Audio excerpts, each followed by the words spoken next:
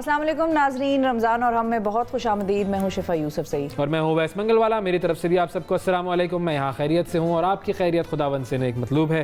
آج کے پروگرام کا آغاز کرتے ہیں ان ہستیوں کے ذکر سے جن کے بارے میں فرمایا گیا کہ وہ ہیں ستاروں کی مانند۔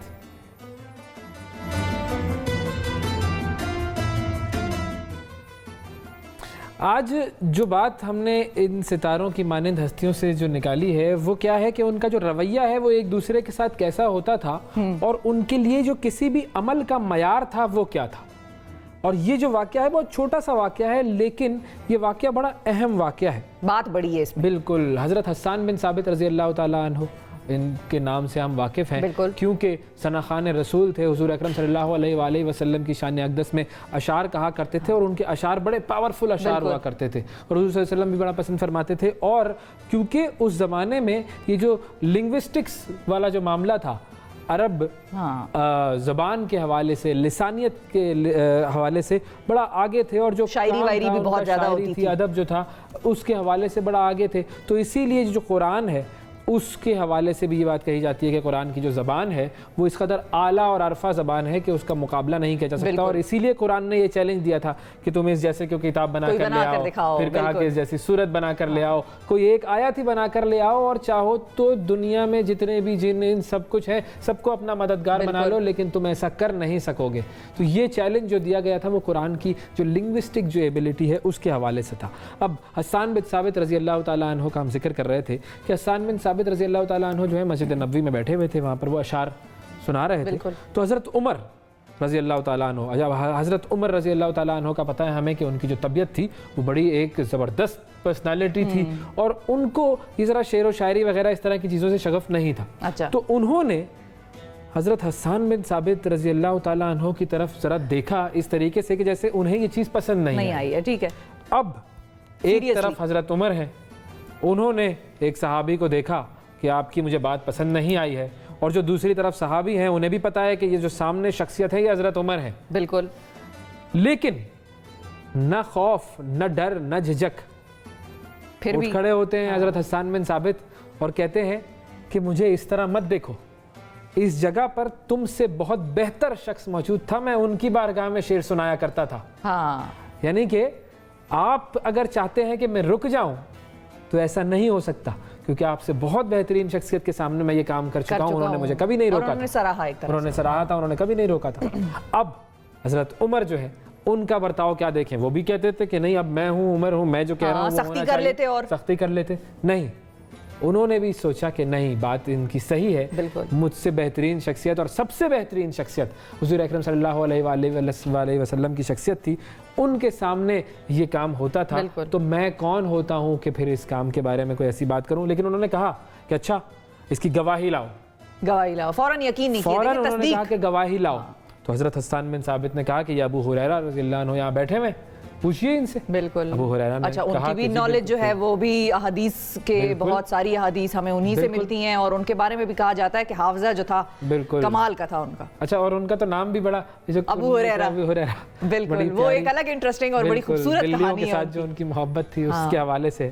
تو ابو ہریرہ رضی اللہ تعالیٰ عنہ نے کہا کہ بالکل جی، حضور صلی اللہ علیہ وآلہ وسلم یہاں ہوتے تھے اور حسان بن ثابت جو ہے وہ شعر سناتے تھے، اور ان کی یوں تعریف کرتے تھے کہ جو تلوار کام نہیں کرتی کفار پر، وہ حسان بن ثابت رضی اللہ تعالیٰ عنہ کے الفاظ کام کرتے تھے، کیونکہ ظاہر آپ دیکھتے ہیں نا کسی کے لفظ جو ہے وہ اس کی کاٹ بڑی سخت ہوتی ہے۔ اصل جو زخم ہوتا ہے نا اگر آپ کسی پر لگاتے ہیں، اصل ضرب جو ہے آپ الفاظ سے لگا سکتے ہیں، وہ جو ہیل ہو جاتا ہے وہ زخم تو جسم کا بھاری جاتا ہے اگر آپ کو تکلیف ہوئی ہو، کوئی ضرب لگی ہو تلوار کی، لیکن اصل میں جو زخم گھاؤ لگتا ہے جو بھرتا نہیں ہے وہ الفاظ کا ہوتا ہے۔ اور یہاں پر جب یہ شان اقدس میں الفاظ جاتے تھے اور کفار جب سنتے تھے ان الفاظ کو تو وہ بھی پریشان ہو جاتے تھے کہ کیا کس طریقے سے اعلیٰ طریقے سے شاعری کی گئی۔ اور ایک واقعہ جو ہے وہ اس سے چھوٹا سا ریلیٹڈ ہے کہ حضرت حسان میں جب حضرت عائشہ رضی اللہ تعالیٰ عنہ پر بہت سارے صحابہ ایسے تھے کہ جنہوں نے پھر جب وہ بات کی کہ بھئی حضرت عائشہ جو ہیں ان سے یہ غلط بات سرزد ہوئی اور اس کے اوپر جو پورا وہ ایک معاملہ بنا تھا،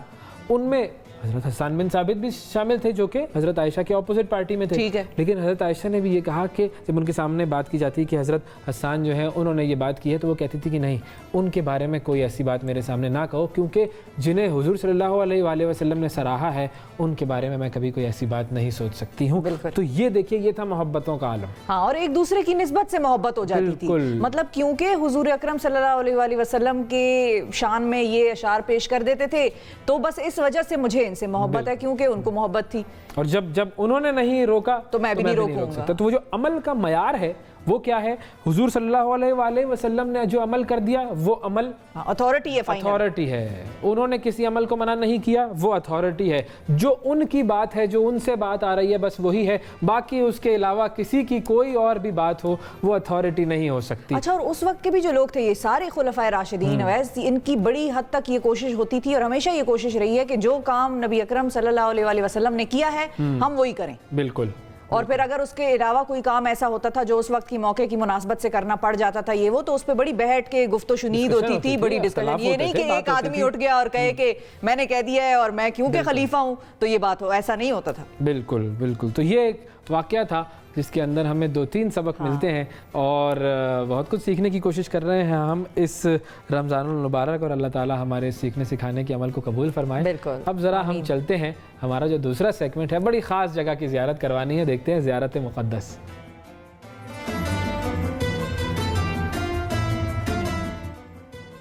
اچھا ناظرین, اب آپ کو ذرا یہ ایک تصویر دکھاتے ہیں. بہت سارے لوگوں نے, تمام تر لوگوں نے, زیادہ تر نے اس جگہ کو پہچانا ہوا ہے, وہ جانتے ہیں اس کے بارے میں, نام بھی سنا ہوا ہے. یہ تصویر دیکھیں جی, یہ تصویر ریلیز کی گئی ہے اور مقام ابراہیم کی یہ تصویر ہے. اور ہم جب بھی حج پہ جاتے ہیں یا عمرے پہ جاتے ہیں تو ہم نے اس کے سامنے نوافل بھی ادا کرنے ہوتے ہیں اور ہم نے کوشش ہوتی ہے ہماری کہ ہم ذرا آگے ہو کے دیکھیں, کیونکہ اب تو اس کو ایک اس میں بند کر دیا گیا ہے تو نظر ذرا کم آتا ہے. تو ہماری سب کی کوشش ہوتی ہے کہ ہم دیکھیں کہ وہ قدم کہاں پڑے تھے جہاں پر یہ سلسلہ جو تھا وہ ہوا تھا, دیواریں بننے والا. تصاویر کا وہی سلسلہ ہے یہ کہ جو ابھی کچھ دن پہلے حجر اسود کی تصاویر آئی تھیں, 49,000 میگا پکسل پر یہ تصاویر لی گئی ہیں, اور اب یہ جو حجر اسود کے بعد یہ مقام ابراہیم کی تصاویر ہیں جو کہ ریلیز کی گئی ہیں, اور یہ بھی وہی 49,000 میگا پکسل پر جو مقام ابراہیم کی جو تصاویر ہیں, کلوز اپس ہیں, ایکسٹریم کلوز اپس ہیں, یہ لیے گئے ہیں.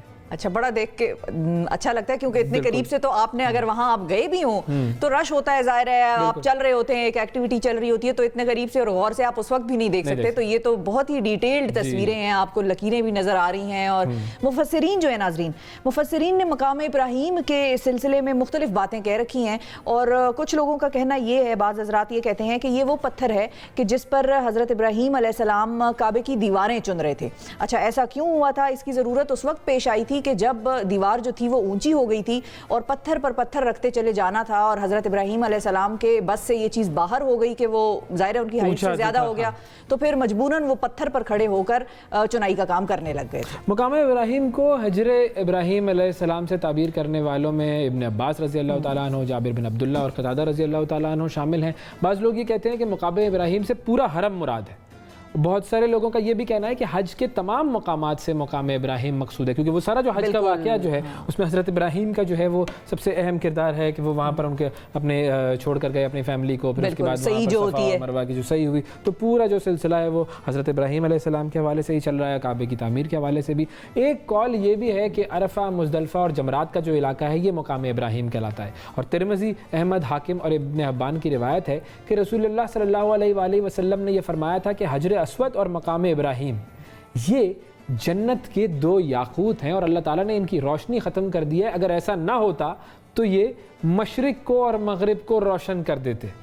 یہ اتنی بڑی بات ہے کہ اگر ان کے اندر سے روشنی ہوتی تو. اچھا, اب مقام ابراہیم والا جو پتھر ہے حرم شریف میں شیشے کے کیس میں رکھا ہوا ہے, جس طرح سے کہ ابھی ہم نے آپ کو بتایا, جو لوگ جاتے رہتے ہیں ان کو پتہ ہے, وہ دیکھ چکے ہیں کہ وہ ایک شیشے کا کیس ہے اور ایک طرح سے شو کیس میں اس کو اندر رکھا ہوا ہے. ایسا کرنے کی وجہ یہ ہے کہ قدموں کے نشانوں کی اصل جو حیت تھی وہ تبدیل ہو گئی تھی, اور اس کی وجہ یہ تھی کہ جو بھی لوگ وہاں پر جاتے تھے وہ مطلب محبت میں اور عقیدت میں اس کو دیکھنا چاہتے تھے, اور قریب جاتے تھے تو پھر ظاہر اس کو ہاتھ بھی لگاتے تھے. کھلا ہوا تھا بالکل, اور اس کو ہاتھ لگتے تھے زائرین کے, اور اس سے جو ہے اس کے نقوش جو ہیں وہ کچھ ذرا ماند پڑ گئے تھے. تو ایسا لگتا تھا کہ حضرت ابراہیم علیہ السلام اس پتھر پر جو ہے وہ جوتوں کے بغیر ننگے پیر کھڑے ہوتے ہوں گے, اور اسی لیے کہ جو نشان ہے وہ پیروں کے نشان پڑے ہوئے تھے, یہ سارا معاملہ تھا. تو اس لیے انہوں نے کہا کہ بھئی اس کو ہاتھ لگتے ہیں اور اس کی ہیئت بدلتی جائے گی اور یہ آخر میں شاید بالکل مٹ ہی نہ جائیں, تو انہوں نے کہا کہ بھئی اس کو ایک کیس میں ڈال دو تاکہ لوگ اس کو آ کے ہاتھ نہ لگا سکیں. بالکل.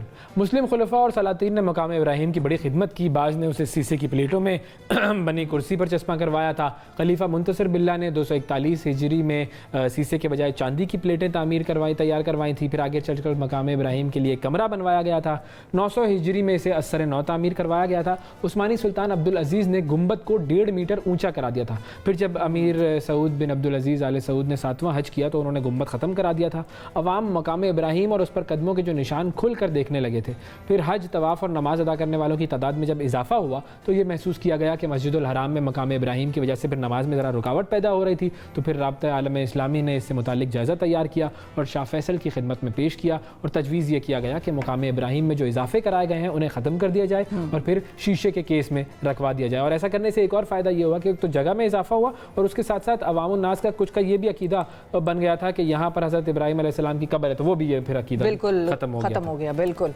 تو جی یہ تھی کچھ گفتگو مقام ابراہیم کے بارے میں. اچھا, ایک اور بڑی اہم خبر ہے وہ آج کے حوالے سے ہے, اور سنبل شاہد صاحبہ, پاکستان کی بڑی زبردست پرسنالٹی بشرا انصاری صاحبہ کی وہ بہن, ان کا انتقال ہوا آج. کرونا میں وہ مبتلا تھیں, ان کا انتقال ہوا ہے. اور سنبل ابراہیم صاحبہ جو ہیں, سنبل شاہد صاحبہ جو ہیں, وہ کافی ڈراموں میں آپ نے ان کو دیکھا, بڑی اچھی اداکاری کرتی رہی, پاکستان کی ہر دل عزیز شخصیت. بالکل, مطلب آپ ہنسانے کے کردار اگر لے لیں تو ان کو دیکھ کر ہنسی بھی آ جاتی تھی. اگر وہ سیریس کردار میں خود کو ڈھال رہی ہیں تو آپ بھی ان کے ساتھ سیریس اس سچویشن میں خود کو محسوس کرنے لگ جاتے تھے.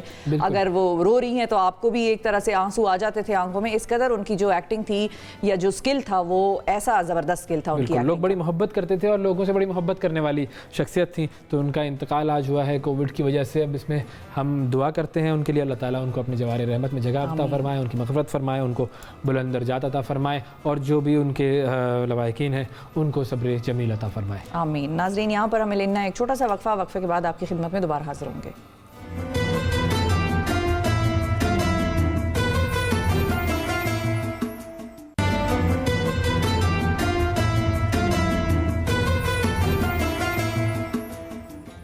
ویلکم بیک جی. رمضان اور ہم میں ایک مرتبہ پھر خوش آمدید. اب ذرا بات کرتے ہیں ہماری مجموعی جو رویہ ہوتا ہے زندگی میں, اس کے بہت سارے معاملات ایسے ہیں کہ جو کہ مناسب نہیں ہوتے. ہم انتہا پسندی کی طرف چلے جاتے ہیں, ہم عدم برداشت کی طرف چلے جاتے ہیں, اور اگر یہ دو چیزیں کسی بھی معاشرے میں ہوں تو ظاہر ہے وہاں پر لوگوں کے لیے رہنا مشکل ہو جاتا ہے. اور جو اسلامی تعلیمات ہیں وہ ہمیشہ ہمیں یہ کہتی ہیں کہ عدم برداشت سے دور رہا جائے, انتہا پسندی سے دور رہا جائے. اس حوالے سے قرآن بھی یہی حکم دیتا ہے, احادیث بھی یہی حکم دیتی ہے. لیکن پھر ہم کیوں اپنا جو عمل ہے وہ ایسا کر لیتے ہیں کہ جیسے ہمیں لگتا ہے کہ ہمارے اندر کسی کا احساس ہی نہیں ہے, جبکہ مسلمان کا اور احساس کا, دوسروں کے احساس کا, انسانوں کے احساس کا, جانوروں کے احساس کا, انوائرمنٹ کے احساس کا بڑا گہرا تعلق ہے اسلام سے. اس حوالے سے ہم بات کریں گے. ہمارے ساتھ مفتی اے آر رحمان صاحب اور مفتی ابوبکر شاہ صاحب موجود ہیں. السلام علیکم. وعلیکم السلام ورحمۃ اللہ. یہ جو معاملہ ہم جس کو آج اٹھا رہے ہیں, ہم چاہیں گے کہ فون کالز بھی, ہماری لائنز جو ہیں وہ بھی آن کر دی جائیں تاکہ لوگ بھی اپنا انپٹ اس میں دے سکے. ایک مسلمان جو ہے وہ اس وقت تک مسلمان نہیں ہو سکتا جب تک اس کے ہاتھ اور زبان سے دوسرا محفوظ نہ رہے. اور اس میں ہاتھ تو پھر بھی چلیں, ہم کہتے ہیں کہ چلو ہاتھ اٹھانا تو ایک نیکسٹ لیول آتا ہے, لیکن زبان والا معاملہ ہے وہ ذرا زیادہ سخت ہو جاتا ہے. لیکن جنرلی ہم یہ دیکھتے ہیں کہ ہمارے معاشرے میں یہ جو احساس ہے لوگوں کا وہ کم ہوتا جا رہا ہے. اس کی وجہ کیا نظر آتی ہے آپ؟ بسم اللہ الرحمن الرحیم. ایک تو ویسے بہت خوبصورت موضوع ہے آج کا. ایک تو اللہ تعالیٰ نے قرآن پاک میں ایک ڈائریکشن سیٹ کی ہے انسانوں کے لیے. وَلَقَدْ كَرَّمْنَا بَنِي آدم. ہم نے تمام آدم علیہ السلام کی اولاد کو ہم نے عزت بخشی ہے. جب اللہ تعالیٰ فرما رہے کہ ہم نے تمام آدم علیہ السلام کو عزت بخشی ہے تو ہم کون ہیں جو ان کے احساسات کو مجروح کرنے والے ہیں. اور دوسری جگہ قرآن پاک میں یہ فرمایا گیا وَلَا تَسُبُّ الَّذِينَ يَدْعُونَ مِن دُونِ اللَّهِ فَيَسُبُّ اللَّهَ عَدْوًا بِغَيْرِ علم. اس پر تفصیلاً روشنی ڈالیں گے ہمارے مفتی شاہ صاحب کہ کسی کے اگر خدا نخواستہ کوئی جھوٹا خدا بھی ہے تو اس کو برا نہ کہیں، یہ نہ ہو کہ آپ کے سچے خدا کو برا کہہ دے۔ اس میں ایک لطیف جملہ ہے اور نقطہ ہے، میں عرض کرنا چاہتا ہوں کہ آپ کسی کے خدا کو برا نہیں کہہ سکتے تو آپ ان کے چھوٹے چھوٹے احساسات، مذہبی احساسات کا کتنا خیال رکھنے کا حکم دیا گیا، یا انسانی احساسات بھی جو انسانی احساسات ہیں۔ جزاک اللہ، بڑی خوبصورت بات کیا۔ ہو یوں رہا ہے اویس بھائی کہ جیسے ہندوستان میں ہم دیکھ رہے ہیں کہ کرونا کی وجہ سے کتنے لوگوں کا استحصال ہو رہا ہے، وہ بیچارے جانی ان کا نقصان ہو رہا ہے کرونا کی وجہ سے، مسلمان ماشاءاللہ جا کے ان کی مدد کر رہے ہیں۔ تو بعض ایسے انتہا پسند ہمارے ایسے لوگ ہیں جو ان پر کرٹیسائز کر رہے ہیں، تو بات یہ ہے کہ اچھا وہ آیت مبارکہ ان مسلمانوں پر فٹ کر رہے ہیں جو کہ ان کی مدد کے لیے آگے بڑھ رہے ہیں، اور وہ فاستبقوا الخیرات ہو رہے ہیں، قرآن پاک کا جملہ ہے کہ خیروں میں آگے بڑھنے والے ہیں، وہ ان کو جہاد کی اور قتال کی آیتیں، جنگ والی آیتیں یہاں فٹ کر کے ان کو روک رہے ہیں کہ بھائی آپ ان کی ہیلپ نہ کرو۔ یہ کتنی سختی کی انتہا ہے۔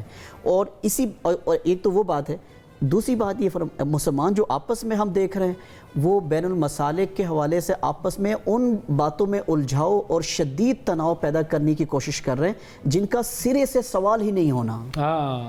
سوال جن چیزوں کا ہونا ہے اس پر توجہ نہیں ہے، اور جو ایسی چیزیں ہیں جن پر سوال نہیں ہونا اس پر توجہ ہے۔ کیا بات ہے۔ یقیناً۔ اچھا پلیز فون لائن ذرا آن کر دیجئے تاکہ ہمارے جو ناظرین ہیں وہ بھی اس پروگرام میں شامل ہو سکیں۔ بالکل۔ اچھا یہ جو بات ہے کہ بہت سارے لوگ جو ہیں انڈیا میں کووڈ کا معاملہ چل رہا ہے، میں نے ایسے بھی لوگ دیکھے، ایسے بھی لوگوں سے میں ملا جو یہ کہہ رہے ہیں کہ بھائی ہم تو دعائیں کرتے تھے کہ ان لوگوں پہ عذاب نازل ہو، اور اب جب عذاب نازل ہو رہا ہے تو آپ کہہ رہے ہیں کہ مدد کرنی چاہیے۔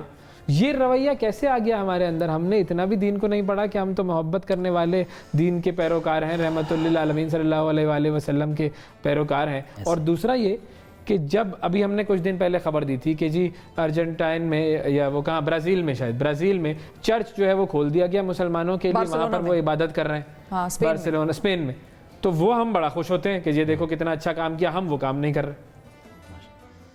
بسم اللہ والصلاۃ والسلام علی رسول اللہ۔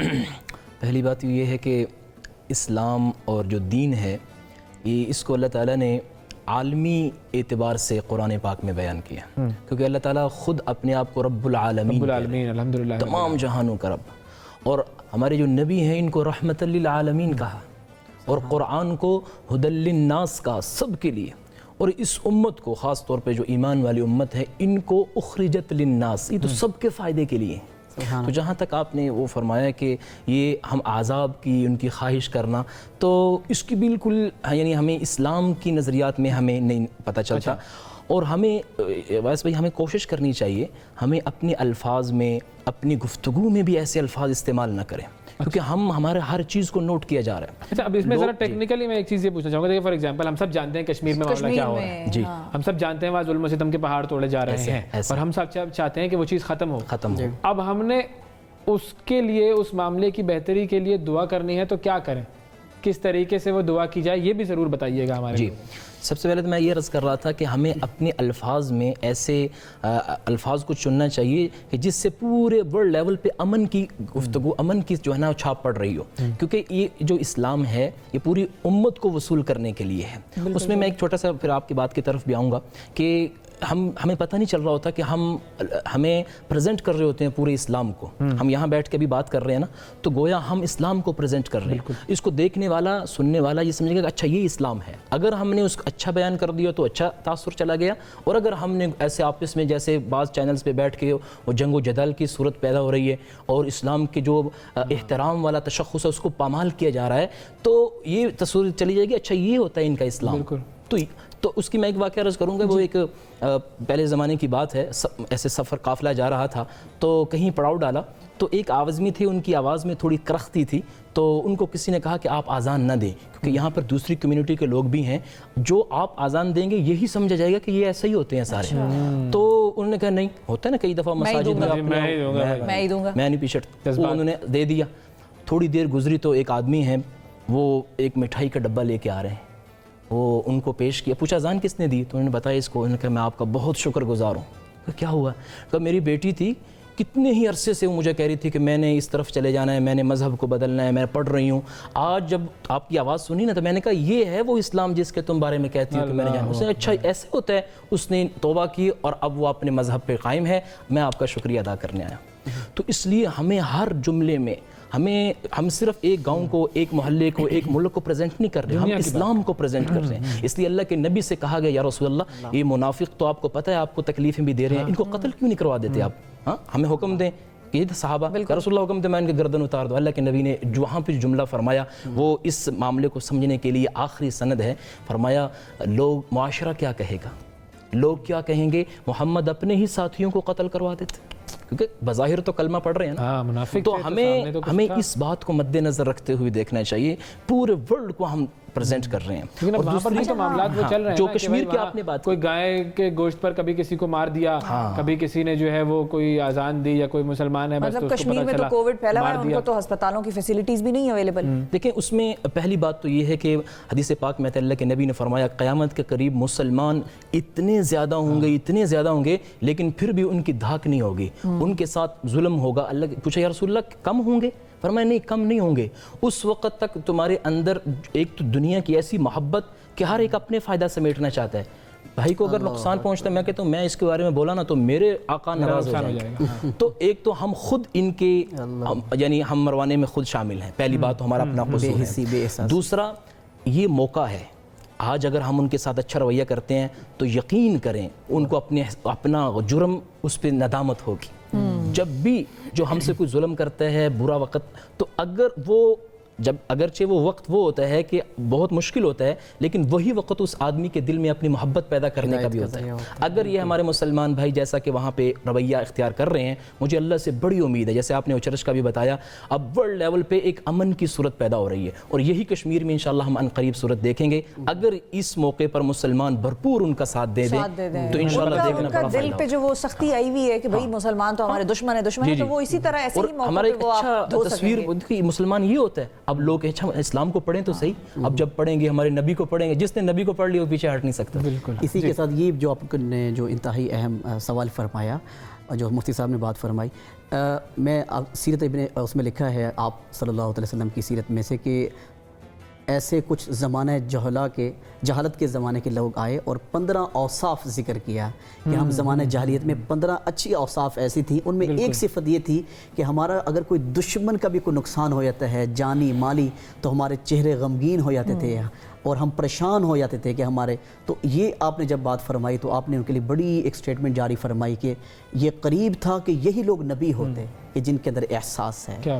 تو ہمیں ان کے لیے دعائیں کرنی ہے, ان کے احساسات میں شریک ہونا ہے, نہ کہ ان کے لیے منفی سوچنا ہے. اور جہاد کے بارے میں بھی یہی کانسیپٹ ہے کہ اگر مد مقابل جو ہے, جب تک آپ کے دل میں ان کی محبت اور ہدایت کا جذبہ غالب نہیں ہے تو آپ کا یہ جو کانسیپٹ ہے جو دین کا جہاد کا, یہ اس کا اثر نہیں ہوگا. اس میں مولا علی کے ایک بہت واضح ایک قول آپ کا ایک عمل ہے کہ آپ بالکل دشمن کو گرا رہے تھے اور انہوں نے آپ کے چہرے مبارک پر تھوک پھینک دی, اتنی سخت قسم کی بے ادبی, اور لیکن آپ ایک لمحہ توقف کیے اور آپ پیچھے سے ہٹے اور آپ نے پھر اس نے پوچھا جی کیا ہوا جی؟ انہوں نے فرمایا کہ ہم خالصتاً اللہ تعالیٰ کی رضا کے لیے ہم کر رہے تھے, اس میں ہمارا غصہ اور اس میں یہ شامل نہیں ہے. جب آپ نے یہ عمل کیا تو اس میں میرے جذبات ابھرنے شروع ہو گئے, تو میں نے فوراً پیچھے ہٹ کے جو ہے اپنی نیت کو درست کی ہے. تو آپ نے یہ عمل پیش کیا تو وہ آدمی ایمان لے آیا ہے. اچھا مفتی صاحب, ہمارے یہاں پر بھی پاکستان میں بھی ہم نے امن ہی دیکھا ہے اور ہم امن ہی سے رہ رہے ہیں. ہمارے یہاں بھی ہمارے مسیحی دوست بھی ہیں, دوسرے مسلک سے بھی تعلق رکھنے والے لوگ ہیں. اگر کوئی سنی ہے تو اس کے اہل تشیع سے بھی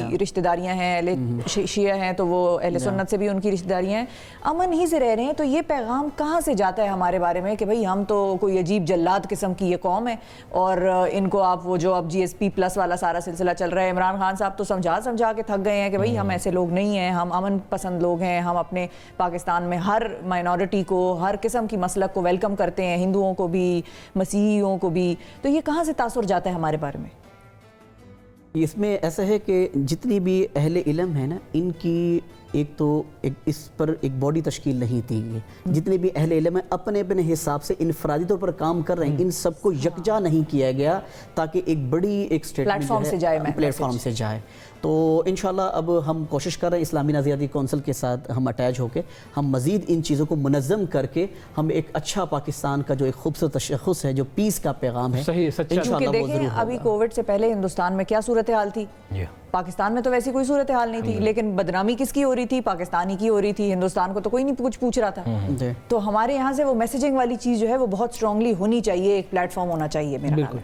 اچھا حضرت میں آنا چاہوں گا اس چیز کی طرف جو ہم بات کر رہے تھے، جو آپ نے شروع میں بھی ذکر کیا کہ ہم آپس میں بھی ایسے بہت سارے معاملات کی طرف اہمیت دے رہے ہیں ان معاملات کو کہ جن کی وہ اہمیت نہیں ہے، جن کا سوال نہیں ہونا ہے. وہ مثال کے طور پر وہ کون سے ایسے عمل ہیں جو آپ کو نظر آتے ہیں عوام میں کہ بھائی ان چیزوں میں پڑے ہوئے ہیں لوگ جبکہ اس کا سوال نہیں ہونا ہے؟ جی بہت اہم اور ایگزامپل کے ساتھ بتائیے کریں گے نا تو لوگوں کو سمجھ میں آئے گا. مفتی صاحب کے ساتھ اجازت کے ساتھ دیکھیے جو 3 سوالات ہیں وہ تو ہیں اسی کہ من ربک من دینک من نبیک. ایک ہے اس کے علاوہ اور سوال ہے جو میں نے پہلے بھی ایک مرتبہ عرض کیا تھا کہ 5 چیزیں ہیں جو کہ ہمارے حدیث میں بھی لکھا ہوا ہے اور انجیل مقدس میں بھی لکھا ہے. اے ابن آدم، میں بھوکا تھا آپ نے کھانا نہیں کھلایا، میں پیاسا تھا آپ نے پانی نہیں پلایا، سوشل ویلفیئر والی بات آ گئی. احساس حقوق العباد کی بات ہو رہی ہے، انسانیت کی بات ہو رہی ہے. میں جیل میں تھا آپ نے آزاد نہیں کروایا، بے گناہ تھا، اور میں جو ہے بیمار تھا آپ نے یاد نہیں کی. تو انسان نے کہا کہ یا خداوند یہ کیسے ہو سکتا ہے؟ تو فرمایا کہ فلاں انسان وہ مشکل میں تھا، اگر آپ اس کی مدد کرتے تو ایسا تھا جیسے آپ نے میری مدد کی. تو یہ مخلوق کو اللہ تعالیٰ نے اپنا کنبہ کہا ہے، خاندان کہا ہے. بالکل. تو ہم کون سے ایسے عمل میں پڑے ہوئے ہیں جو ہم دیکھ رہے ہوتے ہیں اس میں کہ بس یہ ہے دیکھو اس میں اور اس کی وجہ سے یہ صحیح آدمی نہیں ہے؟ اس میں جیسے مصطفیٰ فرما رہے تھے ہم نے کچھ چیزیں نا اپنے اسلام کی جو سب کی تھیں اس کو اپنی ذات کے ساتھ خاص کر لیا. کسی نے مثال کے طور پر اب کوئی ایسے ہیں جو انہوں نے شرک کو پکڑ لیا کہ شرک نہیں ہونا چاہیے، وہ اللہ کی حفاظت کر رہے ہیں ایسے. کچھ ایسے ہیں جو رسول اللہ کی حفاظت کر رہے ہیں، گستاخی نہ ہو جائے کہیں سے، جو نہ بھی کرو اس کو بھی ڈال دیتے بھئی ہو گئی تم سے، وہ مان بھی رہے میں نے نہیں کی. اچھا ہمارے اپنے ہی ہیں کچھ وہ صحابہ کو انہوں نے پروٹیکٹ کیا ہوا ہے. اچھا کچھ اہل بیت کو لیے بیٹھے ہوئے ہیں. اچھا پھر آپس میں ایک دوسرے پر مسائل، حالانکہ یہ اچھا ہے ہونا چاہیے تھوڑا تھوڑا کیونکہ ان سب چیزوں کی کانفلکٹ نہ بن جائے نا، لیکن اس کی بجائے اس کی کہ اس کو دوسرے کے لیے خاص طور پہ ان کی دعوت کو پیغام کو آسان کر کے بیان کرتے. اچھا میں ایک لمحے کے لیے آپ کو روکنا چاہوں گا. ڈاکٹر ہمایوں صاحب ہمارے ساتھ موجود ہیں، کالر ہیں، ان سے بات کرتے ہیں. السلام علیکم. وعلیکم السلام. جی ہمایوں صاحب فرمائیے کیا کہیں گے؟ جی میری ریکویسٹ یہ ہے آپ کے اس چینل کے حوالے سے کہ ہم مسلمان پوری دنیا میں ایک اجتماعی دعا کریں اور اللہ کے فضل سے انشاءاللہ سارے غیر مسلم بھی محفوظ ہو جائے گا. اچھا میری ریکویسٹ ہے کہ اس کو جی اور ہمیں چاہیے کہ غیر مسلم کی بھی اسی وقت دعا کی جائے کہ اللہ تعالیٰ ان کی بھی حفاظت کرے. اور اگر مسلمان سارے ایک ہی ٹائم میں نکل کر یہ دعا کریں گے تو انشاءاللہ مجھے پورا یقین ہے ایک رمضان کے حوالے سے اور اللہ تعالیٰ انشاءاللہ سب کے لیے رحمت بن جائے گی انشاءاللہ. جی انشاءاللہ دعا جو ہے بڑے انتہائی خوبصورت بات انہوں نے اشارہ کیا ہے ڈاکٹر صاحب نے، میں ان کا شکریہ ادا کرتا ہوں. مجھے اہم بات آ گئی ہے، فرمایا گیا کہ جب بھی ایک امام یا ایک مومن دعا کرے تو اجتماعی دعا کرے، ساری انسانیت کے لیے دعا کرے. غاز بھائی ہم انتہائی افسوس کے ساتھ ہم یہ دیکھتے ہیں کہ جب بھی ہمارے مساجد میں دعائیں ہو رہی ہوتی ہیں وہ اپنے لیے صرف مسلمانوں کے ورڈز ادا ہو رہے ہوتے ہیں، الفاظ ادا ہو رہے ہوتے ہیں. میں نے تو ایسی چیزیں سنی مسجد میں، ایک میں بس ابھی ہمارے کالر ہیں میں پھر بتاتا ہوں آپ کو. السلام علیکم.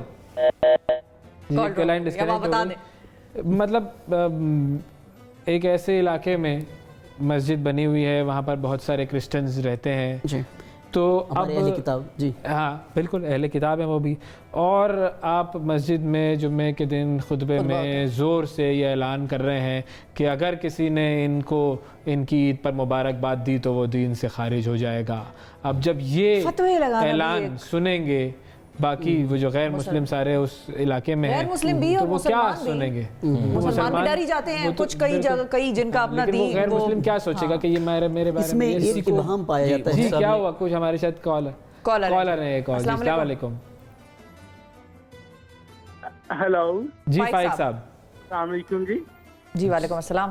جی میں فائق کی بات کر رہا ہوں. مجھے کچھ ابھی آپ بڑی اچھی باتیں کر رہے تھے، جیسے turn on my T V تو میں دیکھ رہا تھا کہ منورٹی کے حوالے سے باتیں چل رہی تھی بڑی اچھی، کہ کس طریقے سے ان کے ساتھ ایٹیٹیوڈ رکھنا چاہیے ہمارا رویہ جات میں نا. جی تو میں آپ سے صرف یہی بات کرنا چاہ رہا تھا کہ ہمیں کبھی بھی، میں خود بھی ایک منورٹی ونگ سے بلانگ کرتا ہوں، صحیح، تو ہمیں کبھی بھی ایسی کمپلیکس فیل نہیں ہوتا، لیکن ہمیں ریئلائز کروایا ضرور جاتا ہے۔ ہاں کہیں کہیں ایسے واقعات ہوتے ہیں، جنرلی تو ایسا نہیں ہے، لیکن اور میرے خیال سے آپ لوگوں کو اس چیز کا آئیڈیا ہے، اگر آپ اپنے معاشرے یا اپنے گرد بھی دیکھیں، اور یہ وہ کروول ریئلٹی ہے جس کو ہم اوور لک کر رہے ہیں۔ بس اس میں صرف یہ ہے، ہم جی آپ کی بات بالکل صحیح ہے، جی فرمائیے۔ ہم اپنے آپ کے ساتھ تو جھوٹ بول سکتے ہیں، بٹ ہم پوری دنیا کو تو نہیں کہہ سکتے ایسے، کچھ نہ کچھ تو ہمارے اندر پرابلم ہے۔ اچھا لیکن ہمارے یہاں پتہ ہے مسئلہ کیا ہے فائق بھائی، ایک مسئلہ فائق بھائی ہمارے یہاں پر یہ بھی ہے کہ بھارت میں اگر مسلمانوں کو مارا جا رہا ہے، کاٹا جا رہا ہے گائے کا گوشت کھانے پر یا بیچنے پر، دنیا اس کو جو ہے وہ اتنا زیادہ ہائی لائٹ نہیں کرتی۔ ہمارے یہاں پہ کسی کو پن بھی چپ جاتی ہے تو دنیا زیادہ ہائی لائٹ کرتی ہے، ورنہ ہم سب جو ہے وہ کانوینٹ اسکولوں میں پڑھے ہیں، ہمارے بڑے کرسچن دوست بھی ہیں، ہندو دوست بھی ہیں، ہم سب ان کے ساتھ کھاتے پیتے، اچھا ایک معاملہ ہے، تعلق ہے۔ کہیں کہیں کچھ چھوٹے چھوٹے واقعات پیش آتے ہیں تو ہمارے یہاں پہ وہ جو نیگیٹو ایلیمنٹس ہیں وہ ان کو بہت بڑھا چڑھا کر بیان کر رہے ہوتے ہیں، اور وہ کوشش کر رہے ہوتے ہیں کہ وہ نیگیٹو چیزیں ہائی لائٹ ہوں، تو ہم اسی لیے کسی پازیٹیوٹی کی بات کر رہے ہیں۔ بہت شکریہ آپ کا۔ جی میں ایک تو آپ نے اہم سوال پہلے سے کیا نا کہ وہ بتا رہے تھے کہ مبارکباد نہیں دینا، اس میں ایک عام طور پر جو ہمارے مسلمانوں کو ایک ابہام پایا جاتا ہے، کیونکہ ہم نے تمام مذاہب پڑھی ہیں، اس میں جو ہے ہم نے تورات، زبور، انجیل، Sikhism, Hinduism, Buddhism, Bhagavad Gita always ہم نے پڑھنے کا اتفاق ہوا ہے، اور تو اس میں عام طور پر ہمیں یہ ابہام مسلمانوں کو غلط فہمی یہ ہے کہ جب بھی یہ حضرت یسوع مسیح علیہ السلام کو خدا کا جسمانی بیٹا مانتے ہیں نا، جس کی قرآن پاک میں شدید مذمت کی گئی ہے، اور فرمایا لقد جئتم شیئا ادا، آپ نے گالی دے دی ہے، ظاہر سی بات ہے اس کانٹیکس میں تو یہی بات ہے، اور لیکن ہمیں الحمدللہ بڑے وثوق ذرائع سے ہم نے جب پڑھا تو انہوں نے یہ اس وقت جو مسیحیت ہے الحمدللہ اس پہ توبہ طائب ہو چکی ہے کہ وہ خدا کے جسمانی بیٹا نہیں ہے، روحانی ہے، جس کو قرآن پاک میں روح اللہ کہا گیا ہے، کلمت اللہ کہا گیا، 18 اوصاف کے ساتھ حضرت یسوع مسیح علیہ السلام کا ذکر کیا گیا ہے، اور یہ اس وجہ سے جو ہے نا اس کی مذمت کی جاتی ہے۔ اور اسے کہنا کہ بس یہ اگر کسی نے کہہ دیا تو وہ، اور آپ جب کہہ رہے ہوتے ہیں کسی کے بارے میں کسی کو، مطلب ہمیں تو یہ بتایا گیا نا کہ اس کو دل کو تکلیف نہ پہنچے، تو یہ بات آپ ذرا آرام سے بھی کہہ سکتے ہیں، یہ بات جو ہے وہ ایسے مجمع میں بھی کہہ سکتے ہیں کہ جب ان تک آواز نہ پہنچے، بجائے اس کے کہ ان کے سامنے اس چیز کو آپ جو ہے وہ زور سے شور شرابے سے بیان کر رہے ہیں۔ یہ بالکل ایسا ہی ہے کہ ایک اصل میں قرآن پاک میں ایک عرب میں ایک ایسے لوگ آ گئے تھے جو کہ حد سے تجاوز کرتے ہوئے واقعی میں حضرت عزیر علیہ السلام کو اللہ تعالیٰ کا بیٹا کہتے تھے، اور حضرت یسوع مسیح علیہ السلام کو اللہ تعالیٰ کا بیٹا ماننے لگے تھے، جس کی مذمت میں قرآن پاک میں آیت مبارکہ نازل ہوئی ہیں۔ تو اسی مذمتی احوال کے حساب سے وہ اہل علم کو یہ بات ہے، ورنہ حقیقت یہ ہے کہ اللہ تعالیٰ کا شکر ہے کہ اس جسمانی توبہ جو بیٹا کا ان کو یہ کہہ دیا تو پبلک تو اور آگے بڑھ جائے گی نا، وہ تو پھر ان سے قطع تعلق کر لے گی، وہ تو بات کرنا چھوڑ دے گی پبلک تو ہماری، ہم تو پھر ایسے ہو جاتے ہیں۔ اللہ کا شکر کہ وہ ہدایت کی طرف آ گئے ہیں۔ آپ کی طرف ہم جو بات کر رہے تھے کہ وہ جو احساس ہے ہمارا ایک دوسرے کا، وہ صرف ایسی چیزوں پر ہے جو ایسے چند چیزیں ہم نے بانٹ لی ہیں، چند چیزیں ہم نے لاشعوری طور پہ بانٹ لی ہیں، اب ان کو پروٹیکٹ کر رہے ہیں، اور یہ سمجھتے ہیں کہ جو دوسرا ہے یہ اس کو گرانے کے چکر میں ہے، دوسرا جو ہے اس کو منفیت لانے میں۔ اچھا پھر ہم آپس میں بیٹھ کر ہمارے چینل والوں کو بھی اللہ جزا دے کہ یہ ماشاءاللہ ایسا ماحول بنا دیتے ہیں۔ آپ کہہ رہے ہیں کہاں سے پریزنٹ ہو رہا ہے، پھر جب ایسا ہے نہیں تو یہاں سے ہو رہا ہے، جب ہم خود بٹھا دیتے ہیں آپس میں کہ بھائی آپس میں تھوڑا سا لڑ کے دکھاؤ تاکہ جو آنا چاہتا ہے وہ بھی نہ آئے۔ اچھا، اور غیر مسلم کو تو چھوڑو، آپس میں مسلمانوں ہی کو بٹھا کے لڑواتے ہیں نا، لڑواتے ہیں نا جی، وہ تو نہیں لڑتے، وہ تو کہتے ہیں آپ کا جو پروفٹ ہے وہ پیس والا ہے پروفٹ، بالکل ہم نے جو تاثر دے رہے ہیں کوئی تھوڑا سا اور والا دے رہے ہیں جی۔ تو شروع میں جو آپ نے ایک بات فرمائی کہ مولوی صاحب بھی فرما رہے تھے کہ وَلَا تَسُبُّ الَّذِينَ يَدْعُونَ، دوسروں کے جو خداؤں کو برا بلا مت کہو، وہاں پہ جو الفاظ ہیں نا وہ خاص طور پہ بتوں کے بارے میں، اور بتوں کے بارے میں اللہ خود قرآن میں لا ينفعهم ولا يضرهم، ان کا تو نفع بھی کوئی نقصان بھی کوئی نہیں۔ آپ اندازہ کریں جو مٹی سے بنی ہوئی چیز ہے جس میں روح بھی نہیں ہے، جان بھی نہیں ہے، اس کا بھی خیال کرنے کا حکم دیا جا رہا ہے کہ اس کو برا نہ کہو۔ اب جو انسان ہے اس کا کیا حال ہوگا، اور جو مذہبی مقدسات ہیں کسی بھی مذہب کی ہیں یا کسی مسلک کی ہیں، ان کے بارے میں کتنا ہمیں خیال کرنا چاہیے۔ خالد صاحب ہانگ کانگ سے، السلام علیکم۔ جی خالد صاحب، آپ کو آواز آ رہی ہے؟ جی السلام علیکم سر۔ وعلیکم السلام، فرمائیے کیا کہیں گے؟ سر میں ہانگ کانگ سے بول رہا ہوں، میں ایک پروفیشنل طور پر میں ایک کوچ ہوں اور انٹرنیشنل امپائر ہوں۔ ایکچولی میں بلونگ فرام پاکستان، میں ادھر ہانگ کانگ میں شفٹ ہو گیا ہوں۔ میں پچھلے 16 ایئر سے میں ہانگ کانگ میں رہ رہا ہوں نا, تو میرے کافی سارے دوست ہیں وہ انڈین ہیں اور پاکستانی ہیں, جو کیونکہ میں ایک اسپورٹس میں تو لگا ہے نا, تو میں انڈین کے ساتھ بھی بیٹھتا ہوں اور پاکستانیوں کے ساتھ بھی بیٹھتا ہوں. ان 16 سالوں میں میں نے کبھی بھی آج تک کبھی میں نے یہ نہیں دیکھا کہ کسی کے ریلیجن کے متعلق کوئی بات کی. ہمارے ساتھ میرے جو موسٹلی میرے جو فرینڈس ہیں نا وہ انڈین ہیں, ٹھیک ہے, اور کرسچن بھی ہیں. تو ہم نے کبھی بھی, نہ ہی انہوں نے کبھی ہمارے سے ایسی کوئی بات کی ہے اور نہ ہی ہم نے ان کے ساتھ بات کی. بالکل صحیح. مجھے یہ نہیں سمجھ آتی کہ پاکستان میں یہ چیز اب تک کیوں نہیں ختم ہو سکی. صحیح, ٹھیک ہے, بالکل اچھا سوال ہے بڑا. خالد صاحب بہت شکریہ. انسیکیورٹی ذرا زیادہ ہے, ہمیں ہر وقت یہ ڈر رہتا ہے کہ دین پہ حملہ ہو جائے گا اور ہر چیز سے اسلام خطرے میں آ جاتا ہے, اور جمہوریت بھی اور اسلام بھی, یہ دو خطرات ہیں جو اس ملک سے جا نہیں رہے. صحافت بھی, آزادی رائے. جی ویسے میں ایک بات آپ سے عرض کروں, یہ موضوع جتنا ضروری ہے اتنا نازک بھی ہے. ہم اس کو بہت لائٹ بھی نہ لے لیں, کیونکہ اس لائٹ میں اتنا نہ کہ اس کی اہمیت ہی ختم ہو جائے, اتنا بھی نہیں ہے. تھوڑا سا اس کی اہمیت بھی باقی رکھنی ہے. اس کا کیا ہوگا, پھر ہر ایک دوسرے کے اٹھ کے مقدسات پہ بات کرنا شروع کر دے گا. جب ہم کہتے ہیں کہ یہاں پر کسی کو, جی جب ہم یہاں پہ کہہ رہے ہیں, اب یہاں پہ اکثر کہا جاتا ہے کہ یہاں پہ کسی کو کفر کا ایسا یکدم نہ کہو, تو آپ بتائیں کہ جو ہمارے 1400 سال پہلے مقدسات ہیں ان پر اگر کوئی کہہ دے اس کا کیا حال ہوگا. بالکل. اب چند دن پہلے اتنے درد سے یہ بات کہنی پڑ رہی ہے, آپ یقین کریں نہیں چاہتے ہم ان کو, ہم تو ہمارے ہر بات میں لچک ہوتی ہے, کیونکہ اسلام ہمیں لچک سکھا رہا ہے. قرآن کا جو جتنے بھی الفاظ ہیں ان میں سے جو بیچ والا لفظ ہے نا سورۃ الکہف میں, وہ ہے وَلْيَتَلَطَّفْ. یہ قرآن کا بالکل سینٹر کا لفظ ہے. اس میں اللہ کہہ رہا ہے, اس میں جو اس کا مطلب ہے نرمی ہونی چاہیے, احتیاط ہونا چاہیے, خیال کرنا چاہیے. ہم تو ہمیشہ لچک کے ساتھ چلتے ہیں, کیونکہ اسلام قیامت تک کے لیے ہے اور اس میں لچک ہے. اسلام کی فطرت میں قدرت نے لچک دی ہے, اتنا ہی ابھرے گا جتنا کہ دباؤ گے. ہم عرض کر رہے ہیں کہ بڑی مجبوری سے یہ بات کہنا پڑ رہی ہے. چند دن پہلے ایک ایسی ٹاک شو میں, یہاں پہ ایسے ٹرانسمیشن میں, ایک صحابی ایک مقدس شخصیت کو اس کی شان بیان کرتے ہوئے ایک اور بڑی مقدس شخصیت کو پامال کر کے وہ سمجھا جا رہا تھا کہ ہم ان کی شان بیان کر رہے ہیں. تو اس لیے اللہ کہہ رہے ہیں کسی کی بھی مقدس شخصیت کو مت ان کے بارے میں ایسے الفاظ کہو کہ جو پھر وہ دوسرے معاشرے میں جو ہے نا تمہارا ایک غلط پریزنٹ کیا جا رہا ہو. اور ہمیں بھی دیکھنا چاہیے کہ جو آدمی ہم بلا رہے ہیں وہ اس قابل ہے بھی کہ نہیں. بالکل, یہ بڑا ذمہ داری ہے. کوئی لوگ ایسے ہیں بیچارے کہ وہ جتنے بھی اپنے منہ کی بدبو چھپانا چاہے نہیں چھپا سکتے. وہ اپنی جو ہے نا چاہتے ہیں کہ ہم اپنا آپ کو بیان کر ہی دیں.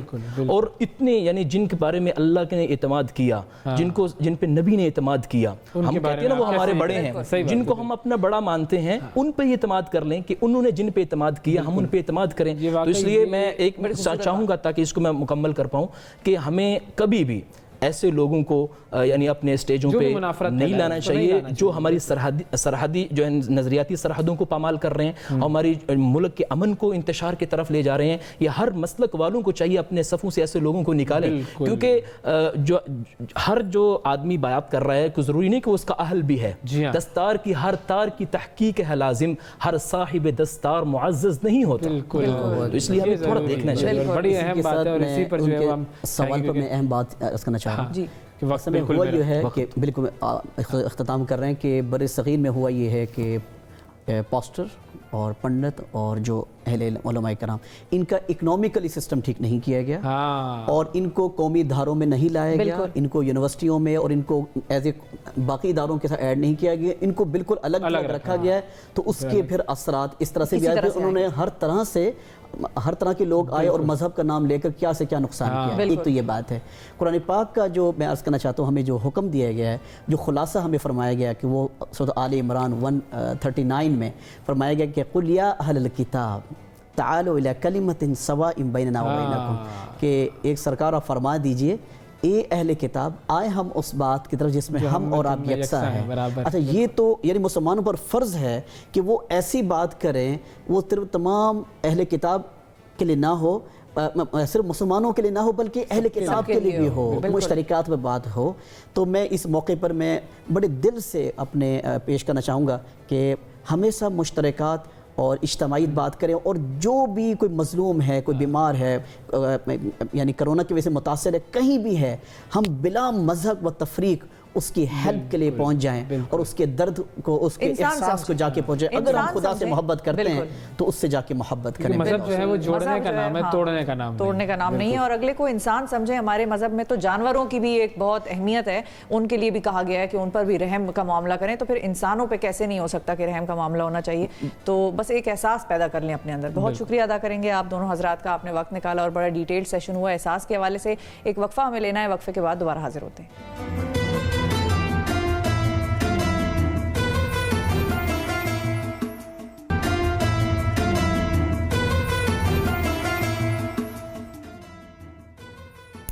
ویلکم بیک جی. رمضان اور ہم میں ایک مرتبہ پھر خوش آمدید. انڈس ہاسپٹل کے نام سے آپ سب واقف ہیں. یہ ایک ایسا ادارہ ہے کہ جو کہ پاکستان بھر میں ان مریضوں کے لیے صحت کی سہولیات فراہم کرتا ہے، علاج معالجے کی سہولیات فراہم کرتا ہے کہ جو مریض ان علاج معالجے کا خرچ نہیں اٹھا سکتے. اور یہ جو معاملہ ہے خرچ نہ اٹھانے والا، اس معاملے کو اتنے احسن طریقے سے انڈس ہاسپٹل والے سر انجام دیتے ہیں کہ ان کے ہاسپٹل میں کوئی کیش کاؤنٹر ہی نہیں بنا ہوا ہے. وہاں پر بغیر کسی فیس کے بہت سارے امراض کا علاج کیا جاتا ہے.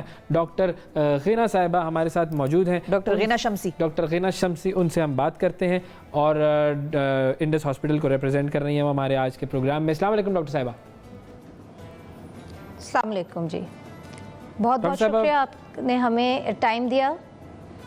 ڈاکٹر صاحبہ بہت شکریہ آپ کا کہ آپ نے وقت دیا اور آپ لوگ جس طریقے سے کام کر رہے ہیں. مجھے یہ بتائیے، ہم سب جانتے ہیں کہ 2007 میں انڈس ہاسپٹل کا آغاز ہوا تھا. وہ جو کرنگی میں جو ہاسپٹل ہے 150 بیڈز کے ساتھ اس کا آغاز ہوا تھا. اب معاملہ کہاں تک پہنچا ہے؟ اس وقت پاکستان میں کتنے ہسپتال ہیں، کتنے سینٹرز ہیں جو کہ انڈس ہاسپٹل کے زیر نظام کام کر رہے ہیں؟ الحمدللہ جی، جو کام ہم نے 150 بستروں سے شروع کیا تھا وہ 300 پلس بستر صرف کرنگی کیمپس میں ہیں. اس کے علاوہ کرنگی کے اطراف میں ہی ایک اور ہے شیخ سعید اسپتال، جو کہ مٹرنل اور چائلڈ ہیلتھ یعنی زچہ اور بچہ کی صحت کے اوپر کام کر رہا ہے. اس کے علاوہ 12 اور اسپتال جو ویریس لیولز پہ پورے ملک میں کام کر رہے ہیں. کچھ پبلک پرائیویٹ پارٹنرشپ کے تحت ہیں، کچھ انڈس کے زیر نگرانی ہیں. اور اس کے علاوہ کئی ہزار پرائیویٹ پبلک ہیلتھ سیکٹرز یعنی پرائمری ہیلتھ کیئر سیکٹرز، جو کہ کنٹینرز، جو کہ بوٹ، جو کہ ڈفرینٹ علاقوں کے اندر، ان علاقوں میں جہاں پہ صحت کے متعلق کوئی چیز موجود نہیں ہے، وہاں پہ کام کر رہے ہیں. تو اب ملک کے کون سے حصے میں جو ہے وہ آپ لوگوں کے انڈس ہاسپٹل کا نیٹ ورک ہے؟ جی، ہم کراچی میں ہیں، مظفر گڑھ میں ہیں، بدین میں ہیں، بھونگ میں ہیں، لاہور کے اطراف کے اندر ہیں. انشاءاللہ ہمارا ایک نیا کیمپس جلد ہی جبلی ٹاؤن لاہور کے اندر اپنا کام شروع کر دے گا. اس کے علاوہ ہمارے چھوٹے چھوٹے یونٹس اور کئی جگہ پہ موجود ہیں. صحیح. اچھا ڈاکٹر صاحب، یہ تو ہم جانتے ہیں اور یہ بڑی یونیک چیز ہے کہ ایک ہسپتال میں کیش کاؤنٹر کا نہ ہونا. یہ تو دنیا میں ہی کہیں کوئی ایسی مثال ملتی نہیں ہے، کبھی سنا نہیں ہے. تو یہ تو ایک بہت ہی پازیٹیو چیز ہے اور یہ چیز ہر جگہ امپلیمنٹ ہونی چاہیے. اس کے علاوہ کون سی ایسی چیزیں آپ لوگوں کو بتائیں گی کہ جو انڈس ہاسپٹل کو یونیک بناتا ہے؟ دیکھیں، انڈس ہاسپٹل سب سے پہلے جب میں بھی آپ کا سیگمنٹ سن رہی تھی کہ انڈس ہاسپٹل بیس ہی اسی چیز پہ جو ابھی آپ بات کر رہے تھے کہ ہمارے یہاں کوئی تفریق نہیں ہے. ہمارے یہاں کوئی تفریق نہیں ہے. کون کہاں سے آیا ہے، اس کا کیا مذہب ہے، وہ کیا کرتا ہے، یا اس کے پاس کتنے پیسے ہیں، انڈس سب کو علاج فراہم کرے گا. اور ہم اس بات میں یونیک ہیں کہ الحمدللہ we are the Asia's only paperless اسپتال. یعنی ہمارے تمام مریضوں کا ڈیٹا ہمارے کمپیوٹر ریکارڈز میں محفوظ ہے. اگر میں کسی بدین کے اسپتال میں، جو ہمارا بدین اسپتال میں مریض ہے، اس کے بھی کوئی ڈیٹا دیکھنا چاہوں تو میں یہاں سے بیٹھ کے کراچی سے دیکھ سکتی ہوں. ہمارے اسپتال میں سارے میڈیکل ریکارڈز جو ہیں کمپیوٹر پہ محفوظ کیے جا سکتے ہیں. صحیح. اچھا یہ بھی بتائیے گا کہ اس وقت انڈس ہاسپٹل میں کس کس بیماری کا علاج ہو رہا ہے؟ دیکھیں، اس وقت ہم تمام تر بیماریوں کا کراچی کیمپس میں علاج کر رہے ہیں. صرف اس وقت ہمارے پاس نیورو سائنسز نہیں ہیں، جو کہ انشاءاللہ اگلے 1-2 سال میں اسٹیبلش ہو جائیں گی. اس کے علاوہ ہمارے پاس ایک انتہائی کمپریہنسو اور بڑا نیٹ ورک ہے چلڈرن کینسر ہاسپٹل کا، جہاں پہ اچھا ڈاکٹر صاحبہ میں آپ کو روکوں گا، ہمیں ایک وقفے پر جانا ہے. وقفے کے بعد جب ہم دوبارہ آتے ہیں تو آپ سے ہم گفتگو کو جاری کریں گے. وقفے کے بعد دوبارہ ملتے ہیں.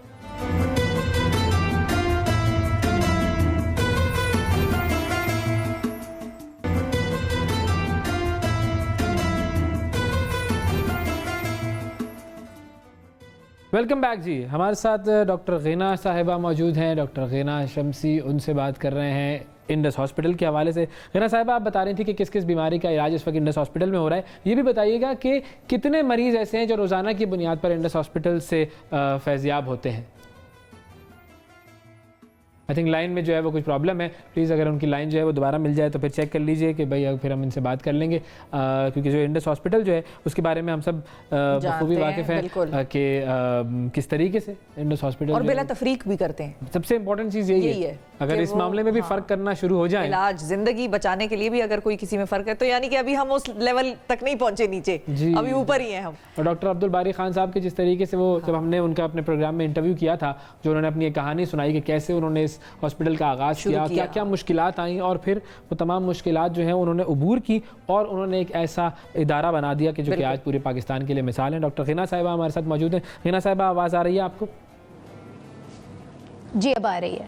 جی ڈاکٹر صاحبہ, یہ بتائیے کہ روزانہ کی بنیاد پر کتنے ایسے مریض ہیں جو کہ انڈس ہاسپٹل سے علاج کی سہولیات حاصل کرتے ہیں؟ سر 4 لاکھ کے قریب 400,000 پیشنٹس پر منتھ ہم دیکھتے ہیں اور ان کا علاج کرتے ہیں. اس علاج معالجے میں نہ صرف ٹیسٹ اور ان کی کنسلٹیشن ہوتی ہے بلکہ آپریشن بھی شامل ہوتے ہیں, اور اس کے بعد ریہیبلیٹیشن بھی ہوتی ہے, کیونکہ اکراس پاکستان الحمدللہ ہمارے 4 بڑے سینٹرز میں ہمارا ریہیب سینٹر بھی ہے جو کہ لوگوں کو واپس فعال بنانے کی کوشش کر رہا ہے, جن کے یا تو اعضاء کسی وجہ سے نکال دیے گئے ہیں یا وہ زندگی کسی ایسی چیز سے گزرے ہیں جس کے بعد وہ ایک اچھا انسان بننے یعنی ایک فعال انسان بننے کی کوشش کر رہے ہیں. اچھا ڈاکٹر صاحبہ, یہ بھی بتائیے کہ اب ایک تو ڈونیشنز آپ لوگوں کو آتے ہوں گے جو آپ لوگوں کے ڈونرز ہیں, یا ایک وہ والا سائیڈ ہے ڈونیشنز کا, دوسرا ہوتا ہے زکوٰۃ والا. تو آپ لوگ یہ کس طرح ڈیٹرمن کرتے ہیں کہ کون سے مریض کو زکوٰۃ پہ ٹریٹ کرنا ہے اور کون سے مریض کو ڈونیشنز پہ ٹریٹ کرنا ہے؟ اور یہ کیا ڈونیشنز بھی ٹریسیبل ہوتے ہیں کہ کون سا ڈونیشن کس مریض پر لگا خرچ ہوا؟ جی یہ بالکل ممکن ہے. دیکھیں, جب ہی کوئی پیشنٹ آتا ہے انڈس اسپتال میں اس کا ایک کارڈ جنریٹ ہوتا ہے, اس کے بعد اس کا ایک بہت تفصیلی انٹرویو لیا جاتا ہے جس کے اندر وہ ایک حلفیہ بیان دیتا ہے, جس کے بعد یہ تعین ہوتا ہے کہ وہ زکوٰۃ کا مستحق ہے یا صدقات اور ڈونیشنز کی طرف جائے گا. اور جو مریض زکوٰۃ کے مستحق ہوتے ہیں ان کو زکوٰۃ سے ٹریٹ کیا جاتا ہے, جو ڈونیشن کے مستحق ہوتے ہیں ان کو ڈونیشن سے ٹریٹ کیا جاتا ہے.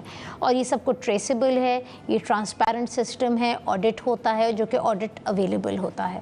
صحیح. فائنلی یہ بتائیے گا کہ کس طریقے سے لوگ ریچ آؤٹ کر سکتے ہیں اگر انڈس ہاسپٹل کے کار خیر میں وہ حصہ ملانا چاہیں؟ آپ انڈس اسپتال کے 24/7 ہیلپ لائن پہ کال کر سکتے ہیں, آپ آن لائن ڈونیشن جمع کروا سکتے ہیں, اور آپ اپنی قریبی جو ہمارا سینٹر ہے اس پہ کال کر سکتے ہیں. آپ کے ڈور سٹیپ سے بھی کلیکٹ کر لے گا انڈس. بہت شکریہ. صرف انڈس کو یاد رکھیے کیونکہ انڈس آپ سب سے ہے. بالکل, اور بہت شکریہ آپ کا کہ آپ نے وقت دیا اور اتنے بڑے پروجیکٹس کے بارے میں ہمارے ناظرین کو آگاہی دی. اور ہمارے ناظرین بھی, ہم سب جانتے ہیں پاکستانیوں کا تو سلسلہ یہ ہے نا کہ وہ تو ڈونیٹ کرنے میں اور کار خیر میں حصہ لینے میں کتنا آگے ہیں. تو جتنے بھی کار خیر کے پروجیکٹس ہم آپ کے سامنے لے کر آئے ہیں, چاہے وہ بڑے پروجیکٹس ہیں چاہے چھوٹے پروجیکٹس ہیں, ان سب کا حصہ بننے کی کوشش کیجیے. وقفہ لیتے ہیں ناظرین, وقفے کے بعد دوبارہ حاضر ہوتے ہیں.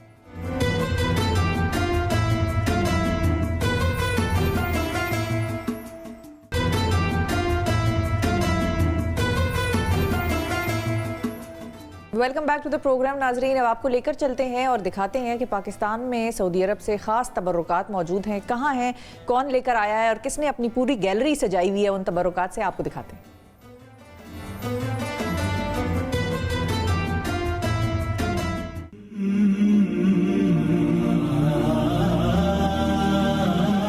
دیس سے دور 40 سال مدینہ منورہ کی پاک دھرتی پر پردیس کاٹنے والے نظر اسحاق ڈار کی زندگی کی جمع پونجی حرمین شریفین کے بیش قیمت وہ تبرکات ہیں جن کا کوئی مول نہیں. حضور اکرم صلی اللہ علیہ وآلہ وسلم کی زلف مبارک, داڑھی مبارک کے بال اور جنت کے پتھر حجر اسود کا ٹکڑا بھی نظر ڈار کی کمائی ہوئی دولت کا انمول حصہ ہے. 1976 میں سعودی عرب طائف میں گیا, پھر وہاں سے 10 سال کے بعد اللہ تعالیٰ مجھے مدینہ شریف لے گئے. مدینہ شریف جاتے ہی میرا یہ شوق ہوا کہ میں یہاں کی جو چیزیں ہیں جو مسجد شریف سے اترتی ہیں یا جو بھی چیزیں مجھے وہاں سے میں اکٹھی کر سکوں, میں کرنے شروع کر دی. یہ تقریباً 32 سے 35 سال کی میری محنت کا نتیجہ ہے جو چیزیں آپ کے سامنے سجی ہوئی ہیں. بس اللہ تعالیٰ اسباب پیدا فرماتا رہا اور میں یہ چیزیں حاصل کرتا رہا اور لا کے یہاں سجا دی ہیں. عاشق رسول صلی اللہ علیہ وآلہ وسلم نے خانہ کعبہ کے باہری اور اندرونی تمام غلافوں کے ٹکڑے بڑے بڑے فریموں میں محفوظ کر کے رکھے ہوئے ہیں. جبل احد، جبل رحمت اور غار حرا سمیت کئی مقدس اور اہم مقامات کے پتھر، گنبد خضرا کا رنگ اور حرمین شریفین کے اندر امامت والی تمام جائے نماز نظر اسحاق ڈار کے گھر کی زینت ہے، جن کو محفوظ بنا کر ایک گیلری کی شکل دے دی گئی ہے. یہاں آئیں، آ کے دیکھیں کہ کیا کیا چیزیں ہیں حرمین شریفین کی. اور بہت سارے لوگ جو وہاں جاتے ہیں، جو وہاں رہتے ہیں، یہ چیزیں ان کو بھی نصیب نہیں ہوتی، وہ بھی آ کے یہاں دیکھیں. میرا صرف مقصد ہے کہ حضور صلی اللہ علیہ وآلہ وسلم کے امتی یہاں تشریف لائیں، زیارت کریں، صرف میرے لیے دعا کریں. کوئی چندہ نہیں، کوئی کسی قسم کا کوئی فیس نہیں اس کی، کوئی ٹکٹ نہیں اس کا، صرف للہ و رسول ہی ہے. گیلری میں قرآن کریم کے 1099 ہجری سمیت قدیم اور جدید تمام نسخے موجود ہیں.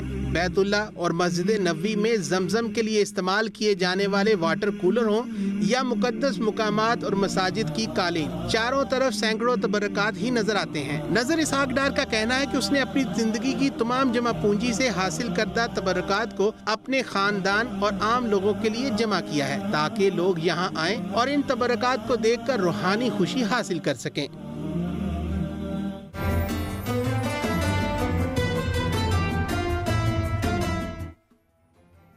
آپ نے دیکھا ویس؟ جی بالکل، ماشاءاللہ زبردست، کیا کمال. یہ دولت جمع کی ہے نا، یہ دولت ہے بھائی ان کی. بالکل 40 سال انہوں نے وہاں پر ملازمت کی اور اس ملازمت میں انہوں نے یہ دولت کمائی ہے. بالکل جانا چاہیے اور جا کر دیکھنا چاہیے. ہاں بالکل. اب ناظرین ہمیں ایک اور جگہ جانا ہے، کراچی کی طرف چلنا ہے. عائشہ ہمارے ساتھ وہاں پر موجود ہیں اور ہمارے ساتھ اسلام آباد اسٹوڈیوز میں ماہر غذائیت ڈاکٹر نوشین عباس صاحبہ بھی موجود ہے اور ان سے ہم بات کریں گے کہ اب عید آنے لگی ہے. مطلب تھوڑے دن رہتے ہیں لیکن عید آن پہنچی ہے، آپ یہ کہہ لیں.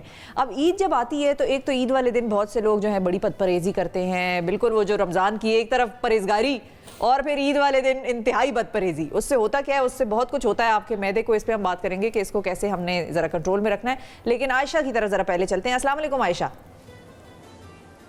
وعلیکم السلام. کیسی ہیں عائشہ؟ بتائیں کیا بنا رہی ہیں آج آپ؟ جی میں بالکل ٹھیک ہوں، اور آپ کیسی ہیں؟ اور بالکل آج بھی بتاؤں گی کہ آج کیا ریسیپی لے کے آئی ہوں آپ لوگوں کے لیے. آج میں بناؤں گی چکن اسٹیک، لیکن کس طرح سے بناؤں گی اور کیا کیا ہے وہ میں کر کے لائی ہوں، لیکن آپ سب کو پورا پراپر اس کا میں پروسیس بتاؤں گی کہ میں نے کیا کیا تھا. پھر ایک سوس بنائیں گے جو ٹاراگون سوس ہوتا ہے اور بہت ہی آج کل فیمس ہو رہا ہے. ہر ریسٹورینٹ میں جائیں تو سب کی فرمائش ہوتی ہے کہ یہ والا ہم اسٹیک منگوائیں، تو وہ اب میں آپ کو سکھاؤں گی آپ اپنے گھر میں تیار کس طرح سے کرتے ہیں. تو سب سے پہلے ہم ساتھ ساتھ کام بھی سٹارٹ کرتے ہیں اور بتاتی بھی رہتی ہوں کہ میں گھر سے کس طرح سے چکن کو میرینیٹ کر کے لائی تھی یا کوٹ کرا ہوا تھا، وہ بھی بتاؤں گی. لیکن سب سے پہلے لوں گی میں یہاں ڈالڈا کلونجی کینولا آئل، جو کہ ہیلتھ کے لیے بہت اچھا ہے. اگر آپ چاہتے ہیں اندر سے اسٹرانگ ہونا تو آپ اپنے کھانوں میں اس کا استعمال کریں اور اس سے آپ اپنے کھانوں کو بنا سکتے ہیں ہیلدی. تو یہاں پہ میں لے لیتی ہوں کیونکہ مجھے فرائی کرنا ہے تو میں 2 کپ کے برابر لے لوں گی. اور پھر سارے جو اتنے اسٹیک ہیں میرے چکن اسٹیک، کیونکہ آپ نے سنا ہوگا گریل ہوتے ہیں لیکن یہ ذرا نیا انٹروڈیوس کروایا تو میں سوچا کہ نئی ریسیپی ہے تو فوراً آپ لوگوں سے شیئر کی جائے. یہاں میں نے چکن کے فلے لیے تھے اور اسے ہیمر کر کے بالکل فلیٹ کر لیا تھا. پھر میں نے اس میں سب سے پہلے سرکہ لگایا تاکہ چکن کی ایک اسمیل بھی دور ہو جائے اور چکن ہماری بہت اچھی سی سافٹ سی ہو جائے. پھر اس میں بلیک پیپر، سالٹ لگایا، چکن پاؤڈر لگا کے اسے اچھی طرح میں نے اتنی اس طرح سے ہاتھ سے ملا تاکہ اس کا جو فلیور ہے وہ اندر چکن کے چلا جائے. پھر جب اسے میں نے انجیکشن سے لگا دیتی ہیں اس کے اندر صحیح طریقے سے چلا جاتا ہے. کوڈنگ کریں گے آپ ہاتھ سے ایسے مل رہی ہیں اس کو، انجیکشن لگا کے آپ زیادہ نہیں کر سکتی ہیں. سائنسی طریقہ بتا رہا ہوں میں آپ کو، میڈیکل طریقہ ہے یہ. وہ انجیکشن والی آپ کو پتہ ہے نا پرابلم ہو جاتی ہے چکن میں، تو وداؤٹ انجیکشن والی چکن نہیں ہے. تو اسے میں نے اس طرح سے ہاتھ سے رگڑنا ضروری ہے کیونکہ چکن میں فلیور ضروری ہے اسٹیک میں. تو اس لیے ہم نے کیا کیا، اس کے بعد ہم نے جو کوڈنگ اوپر کی ہے اس کے لیے میں نے میدا لیا تھا، کارن فلاور لیا تھا، اس میں بلیک پیپر شامل کیا، اس میں نے نمک شامل کیا اور اس کے ساتھ میں نے ایک الگ سے بیٹر بنایا. وہی بیٹر کو تھوڑا انڈا ڈال کے پانی میں بیٹر بنایا. پھر سب سے پہلے ڈرائی بیٹر میں نے اسے کوٹ کیا، پھر لکوڈ والے میں کیا، پھر میں نے آخر میں پھر بریڈ کرمس میں کوٹ کر کے اس طرح سے بنا کے رکھ لیا ہے. اسے سمپل میں اس طرح سے پین میں ڈال رہی ہوں اور اسے ہم کریں گے کرسپی فرائی تاکہ بہت اچھے سے ہماری کرسپی ہو جائیں. پھر ہم اس کا بنائیں گے سوس، جو کہ یہاں پہ میرے پاس رکھے ہیں لیف ٹاراگون टारागॉन जो होते हैं वो लीव होते हैं, और उससे एक फ्लेवर बनता है, सॉस बनता है, वाइट सॉस। लेकिन इसका सॉस अलग बनता है। जैसे कि वाइट सॉस लोगों को पता होगा कि आपने वो मक्खन डाला, मैदा डाला, इस तरह से तैयार होता है, लेकिन ये इस तरह से तैयार नहीं होता। इसकी बिल्कुल अलग सी रेसिपी है, वो मैं आपको बताती हूँ किस तरह से। बस मैं इसमें थोड़ा सा ये डाल के साथ सॉस भी स्टार्ट कर देती हूँ।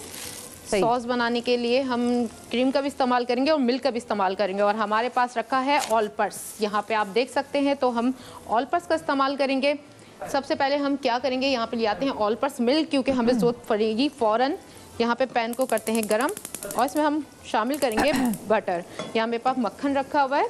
अच्छा, मैश पोटैटो भी है, ये भी मैं आपको बताऊंगी क्रीमी मैश पोटैटो किस तरह से बनते हैं। कुछ लोग उसमें चीज़ डाल देते हैं, हालांकि वो असल रेसिपी चीज़ नहीं होती। किस तरह से वो इतने क्रीमी होते हैं तो वो भी मैं शेयर करूँगी।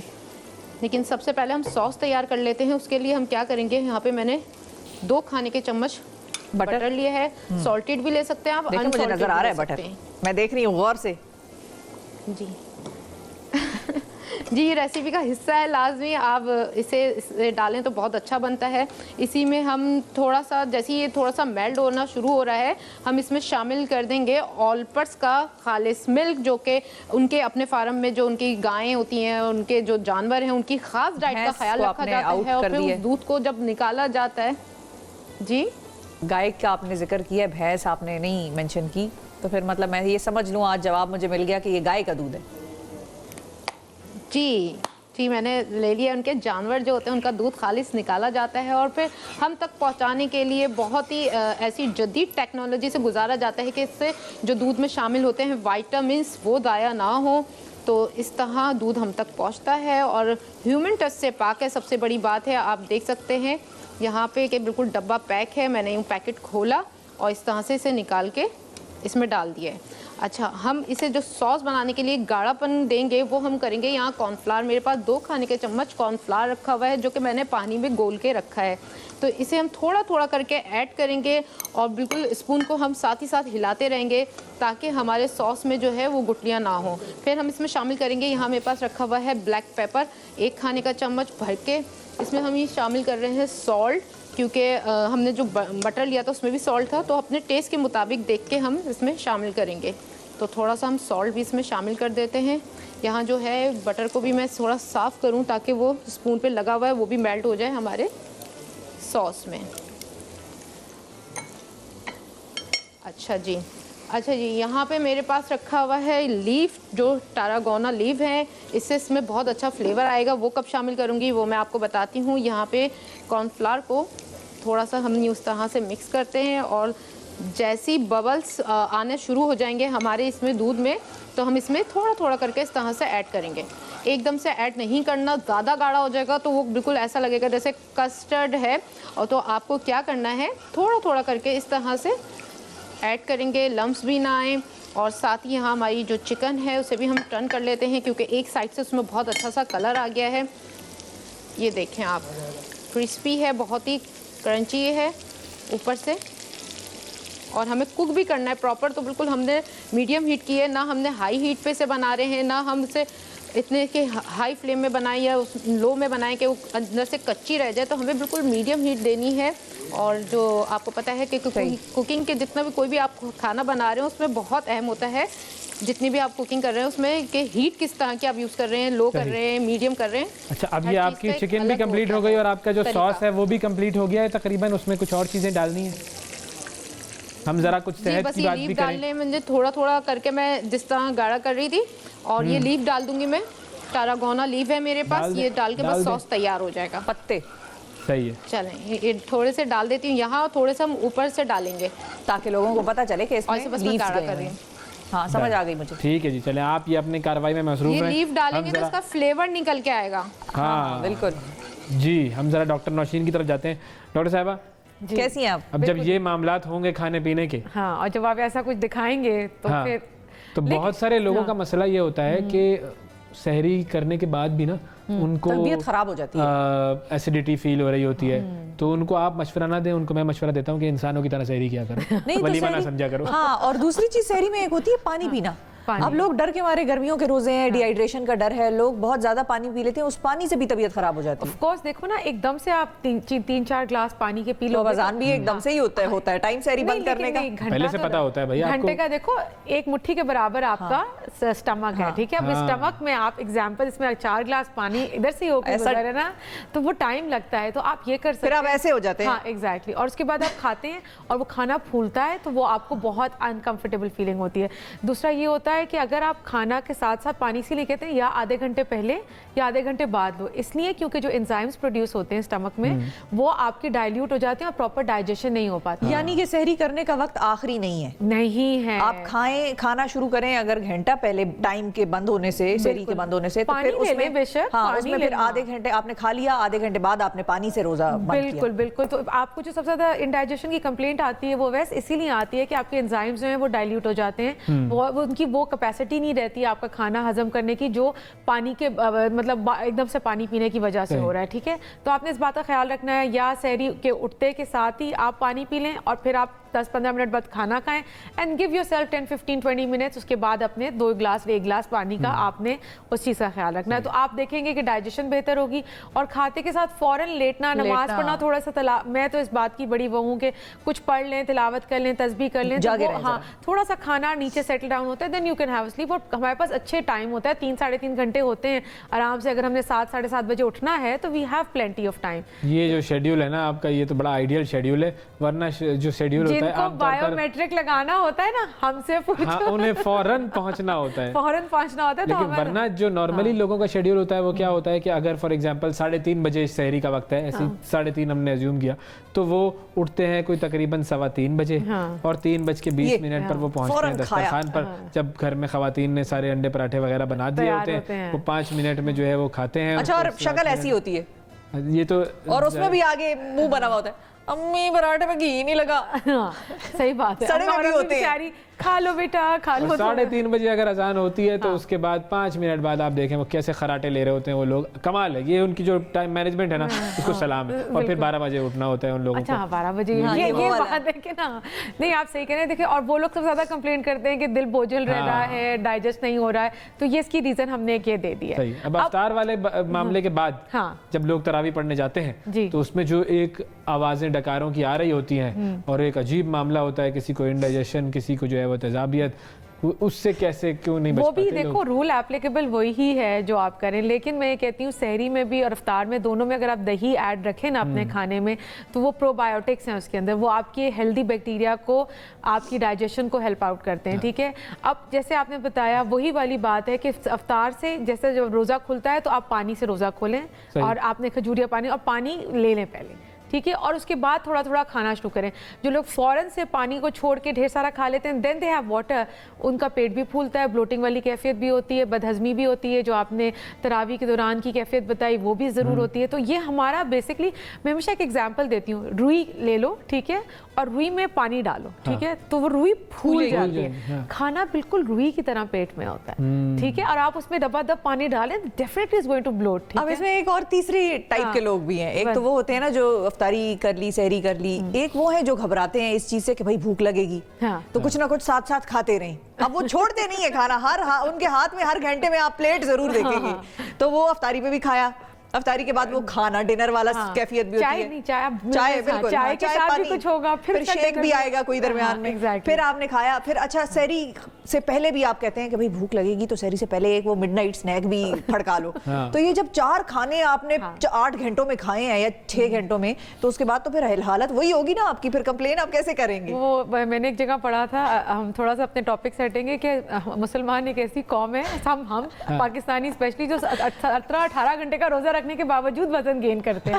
تو you have given the right reason کہ وہ ہمارے میلز ختم ہی نہیں ہو پاتے کہ ہمیں, ہم تو جانوروں سے محبت بھی اس وقت کرتے ہیں جب اسے کاٹ کے کھا سکیں. دیکھیں نا, یہ الگ ہے. پھر فرنیچر سے محبت اس وقت کرتے ہیں جب اس پر لیٹ سکیں.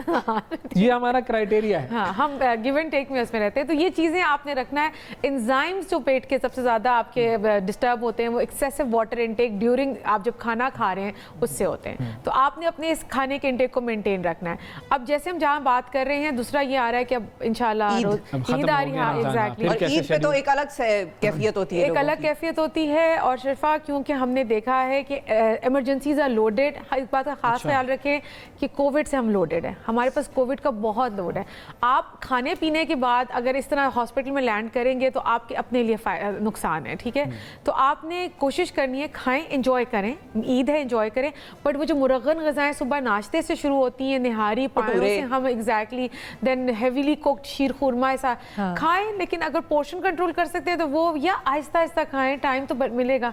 इससे क्या होता है कि मैदे को पिछले 1 महीने से हमने आदत नहीं रखी हुई खाने की, और हम एकदम से इतना उसको लोड करते हैं तो वो डायरिया होता है, वॉमिटिंग होती है। स्टमक फ्लू क्या है? स्टमक फ्लू भी कुछ लोग कंप्लेन कर रहे हैं आजकल की, स्टमक फ्लू नई चीजें आ रही हैं। देखो, गैस्ट्राइटिस और ये गैस्ट्रोएंटराइटिस 2 चीजें होती हैं हमारी मेडिकल में। ये क्या है स्टमक फ्लू? स्टमक फ्लू हो सकता है कि जिसको डायरिया है, पेट में क्रैम्पिंग होना, नौजिया रहना, उल्टी का होना, ये सारी चीजें स्टमक फ्लू के उसी में आ जाती हैं। कल को ये हेडेक को जो है वो हेड फ्लू कर देगी, हेड फ्लू कह देंगे तो ये कुछ भी है, ये स्टमक फ्लू लोग टर्म यूज करते हैं, लेकिन हमारी मेडिकल में ये टर्म नहीं है। अच्छा, बर्तानिया में होती होगी, बर्तानिया में नहीं होगी, मैंने तो पाकिस्तानी में सुनी। हाँ, नहीं, वो आई कहीं से होगी, लेकिन मैंने जो अपने टर्म्स गैस्ट्राइटिस और गैस्ट्रोएंटराइटिस यूज किए ना, ये हम टर्म्स यूज जिसको हम छोटा करके गैस्ट्रो कह देते हैं। गैस्ट्रो मेडिकल साइंस इजाद हो रही है आज हमारे प्रोग्राम में। गैस्ट्रो भी कोई टर्म वैसे टेक्निकली है नहीं, एक सब्जेक्ट है, हम ये एक फील्ड है जिसको हम कहते हैं गैस्ट्रो। उसको हमने पेट की बीमारी बना दी है। एग्जैक्टली, गैस्ट्रोएंटराइटिस का मतलब है कि डायरिया और वॉमिटिंग साथ है, और गैस्ट्राइटिस में सिर्फ डायरिया होता है। सो दिस इज डिफरेंशिएशन अगर हम करना चाहें। सो मेन एम बताने का ये है कि आपने अपने आप को ओवरलोड नहीं करना, आपने अपने मैदे को उसकी कैपेसिटी से ज़्यादा लोड नहीं करना। खाएं, पोर्शंस में खाएं, थोड़ा थोड़ा खाएं, बहुत ऑयली चीज़ें मत खाएं, बहुत मुरगन ग़िज़ाएं जिन्हें डीप फ्राइड आप कहते हैं ना, जो मैंने निहारी पर, वो आपको डेफिनेटली तंग करती है। वेदर चेंज हो चुका है, गर्मी आ चुकी है, अपने आप को लस्सी, दही का इस्तेमाल, फ्रूट्स का इस्तेमाल, आपको दिल चाह रहा है खाने का तो रादर देन दैट आप कोई स्मूदी बना लें, कोई अपनी चीज़ें रख लें, तो ये लाइटर चीज़ें हैं जो आप इंजॉय भी कर सकेंगे। आप मतलब लाइटर चीज़ों का मतलब ये हथौला रखो, बस हल्का रखो जी, या वैसे की सिंपल उसमें पेट पे रहम करें। एग्जैक्टली, बिल्कुल। बहुत शुक्रिया अदा करेंगे। जो की पॉइंट था आज का वो ये था कि ये मुट्ठी जितना पेट है। ये किसने वैसे कहा? एक सेकंड, ये किसने कहा है? ये इन्होंने कहा, डॉक्टर साहबा ने कहा। ये आप स्टमक, अच्छा, ये कहती हैं, हमारी वालिदाएं भी कहती हैं, मेरी एक ही है, लेकिन मैं कम्युनिटी की बात कर रही थी, लेकिन वो कहती हैं कि मुट्ठी जितना होता है आपका स्टमक, और कुछ ऐसे लोग हैं जो कहते हैं मुट्ठी जितना आपका दिल होता है। तो आप दिल का साइज मुट्ठी जितना है, स्टमक का साइज मुट्ठी जितना है, किसका साइज? हम तो डॉक्टर बने, अगर मैं उस तरफ जाऊं तो हम तो टॉप्सीज देखते थे और वो काट के सारा ह्यूमन ऑर्गन पढ़ते थे, तो स्टमक का साइज होता ही होता है। ठीक है, और जब भी खाएं, ठीक है, मैं यही चाह रही थी आप अपना तजुर्बा पेश करें। एग्जैक्टली, नहीं है, चलो ठीक है, मान लेते हैं कि तजुर्बा पेश करना चाह रही थी, वरना तो ये सोच रही थी कि आज मैं साबित करूंगी, मेरी वैलिडिटी ले रही थी, चेक कर रही थी, डिग्री चेक करेंगे अभी, चेक कर रही थी, बिल्कुल असली डिग्री। अच्छा, नहीं वैसा कुछ नहीं। बहुत शुक्रिया अदा करेंगे आपका। वक्फा लेते हैं, वक्फे के बाद दोबारा हाजिर होते हैं।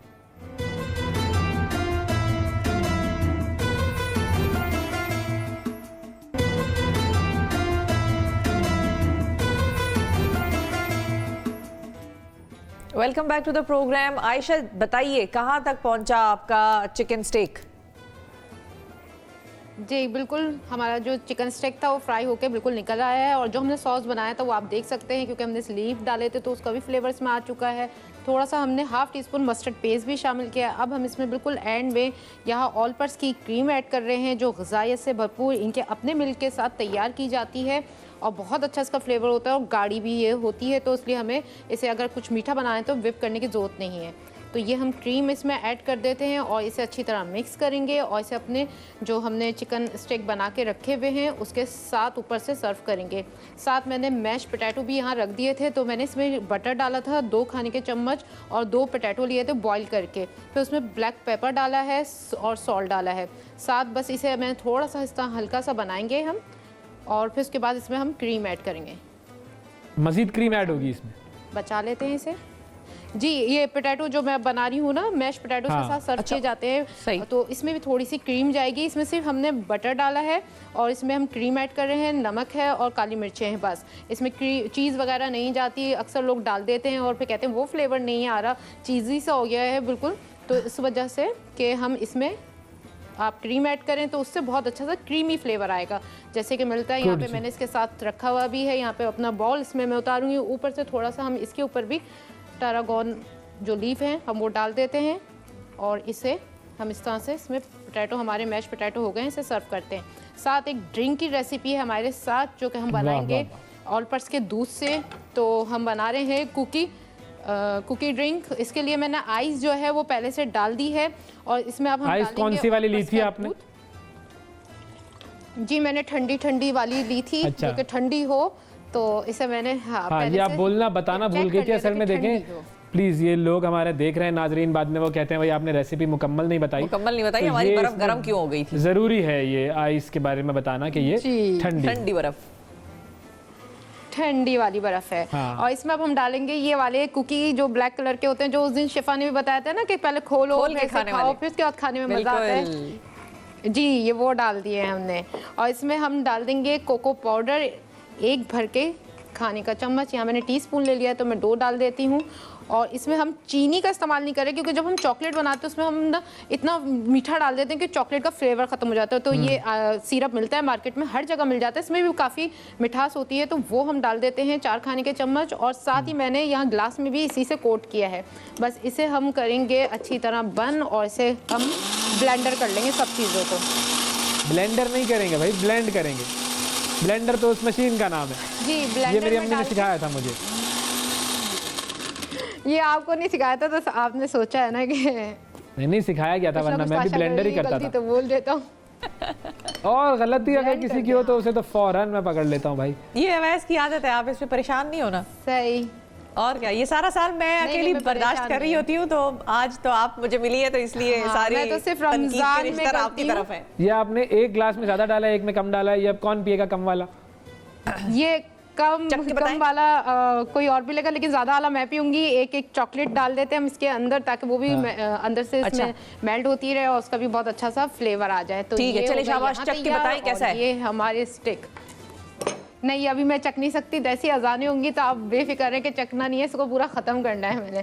तो यार स्टेक भी तैयार है, इसे गरम गरम सर्व करें तो बहुत मज़ा आता है, बहुत इंजॉय करेंगे आप। ज़बरदस्त जी, बेहतरीन। ये हो गई आपकी चिकन टैरागॉन स्टेक और उसके अंदर टैरागॉन फ्राइड स्टेक, इसके अंदर टैरागॉन भी शामिल कर दिया, सॉस भी शामिल कर दिया, और आपने ये चिकन वो स्टेक के साथ chocolate cookie sauce, chocolate cookie shake भी बना लिया जी। भाई वाह वाह, कमाल। और पीछे आपने 7 अप भी रख ली। अब 7 अप चूज करेंगे या चॉकलेट शेक चूज करेंगे? दिल की बात 7 अप के साथ।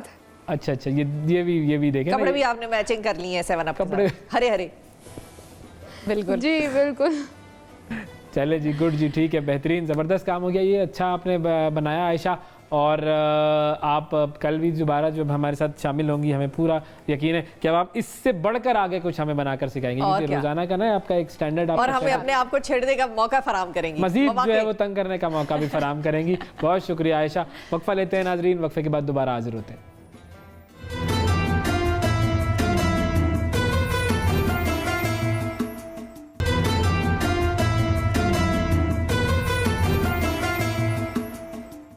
Welcome back to the programme नाजरीन। अब आपको लेकर चलते हैं नात रसूल मकबूल सल्लल्लाहु अलैहि वसल्लम की तरफ। और आज हमारी जो नात ख्वाह हैं, बड़ी अच्छी बड़ी प्यारी आवाज़ है इनकी। और अवैस तारुफ मोमिना अकरम साहिबा, अस्सलाम वालेकुम। वालेकुम सलाम। कैसी हैं आप? अल्हम्दुलिल्लाह बिल्कुल ठीक ठाक। तो आगाज़ जो है वो फिर हम से कर रहे हैं या नात से कर रहे हैं? हम से करेंगे। हम से आगाज़ करते हैं।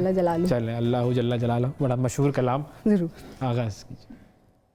अल्लाहु जल्ला जलालुहु,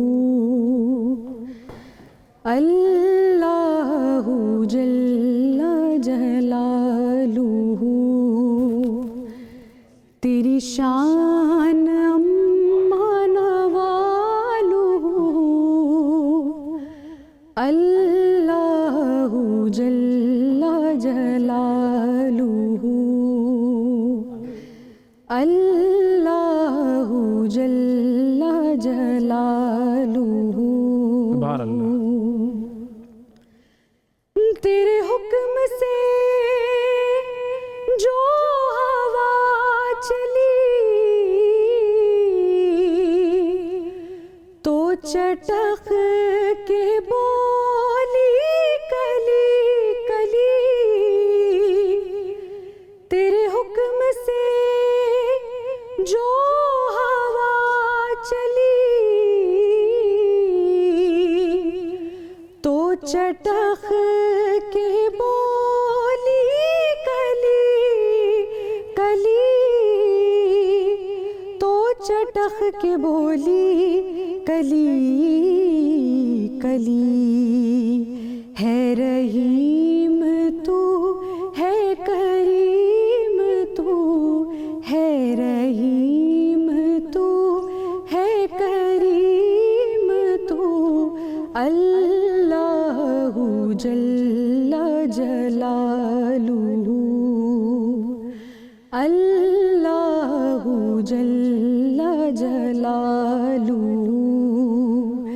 تیری شان امان والو اللہ جل جلالہ تیرے نام پر اے میرے خدا میرا دل فدا میری جان فدا میری روح کی ہے یہی غذا کہ تیرا نام لب پہ رہے صدا کہ تیرا نام لب پر رہے صدا ہے رحیم تو ہے کریم تو اللہ جل جلالہ اللہ جل جلالہ تیری شان امان والو اللہ جل جلالہ.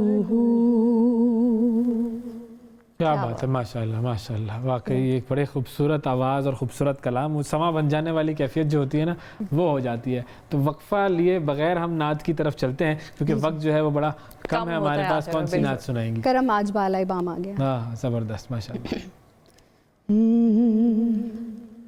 کرم آج بالائے بام آ گیا ہے، زباں پر محمد کا نام آ گیا ہے. درودوں کی بارش ہے کون و مقام میں، درودوں کی بارش ہے کون و مقام میں، آج انبیاء کا امام آ گیا ہے، زباں پر محمد کا نام آ گیا ہے. مزہ جب ہے سرکار محشر میں کہہ دے،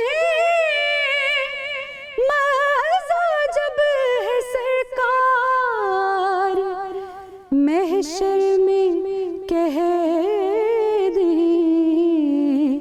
وہ دیکھو ہمارا غلام آ گیا ہے، وہ دیکھو ہمارا غلام آ گیا ہے، زباں پر محمد کا نام آ گیا ہے.